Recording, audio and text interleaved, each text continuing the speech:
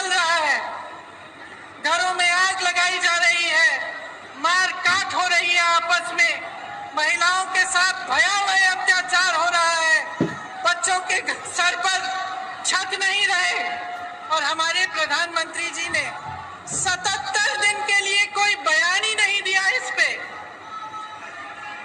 वहां पे एक्शन लेना छोड़िए, एक लफ्ज नहीं कहा। कल मजबूरी में, क्योंकि एक इतना भयावह वीडियो वायरल हुआ कि वो फिर चुप नहीं रह पाए, तो मजबूरी में कल एक बयान दिया उन्होंने, एक वाक्य बोला और उस वाक्य में भी राजनीति घोल दी। उस वाक्य में भी उन्होंने उन प्रदेशों का नाम ले लिया जिसमें विपक्ष की सरकार है। तो मैं आपसे पूछना चाहती हूं कि ये जन आक्रोश लिखा है, ये जन आक्रोश किस बात का? ये जन आक्रोश आपके ही मुद्दों पर है कि नहीं है? और यहाँ खड़े होकर मैं भी इस 30 मिनट के भाषण में 10 मिनट प्रधानमंत्री जी की आलोचना कर सकती हूँ।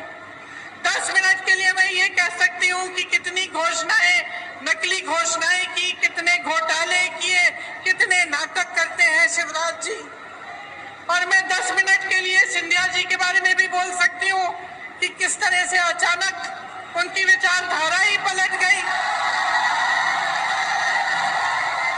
लेकिन आज मैं यहाँ आपका ध्यान भटकाने के लिए नहीं आई हूँ, मैं आपके मुद्दों पर बात करने आई हूँ। और आज जो सबसे बड़ा मुद्दा है आपका, मैं जानती हूँ क्या है, महंगाई का मुद्दा है। सबसे बड़ा मुद्दा आज महंगाई है। और मैं सिर्फ सब्जी, फल, आटा, गेहूं, इस सब की मैं महंगाई नहीं कह रही हूँ, ये तो है ही।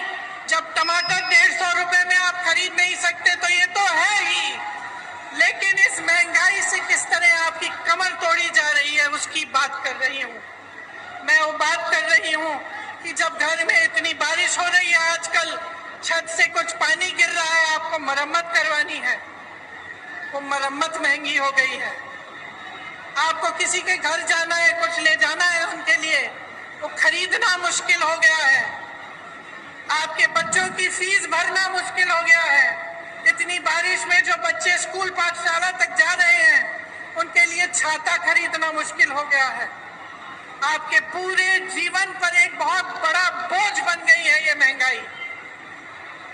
तो ये सिर्फ टमाटर के भाव की बात नहीं है, ये बात आपके जीवन से बड़ा बोझ इन पर है। समाज का बोझ, महंगाई का बोझ मेरी बहनें उठाती हैं सबसे ज्यादा। आज रसोई के लिए सामान खरीदना है, तेल खरीदनी है, वो भी नहीं मिलती। गैस का सिलेंडर मिलता तो था, उसमें गैस भरना ही मुश्किल हो गया है। आज आपको खरीदने जाना है तो 1000 रुपए से कम नहीं मिल रहा। बच्चों की परवरिश कैसे होगी? सुबह उठ के आप अगले दिन का सामना कैसे करते हैं? कोई बीमार पड़ जाता है तो घबराहट उनकी भी होती है और इस बात की भी होती है कि मैं दवाई कहाँ से खरीद के लाऊं। घर पे बीमार पड़ा है लेकिन दुकान जाकर इतनी महंगाई है कि दवाई ही नहीं मिलेगी, मैं क्या करूं? आज ये है आपकी परिस्थितियां।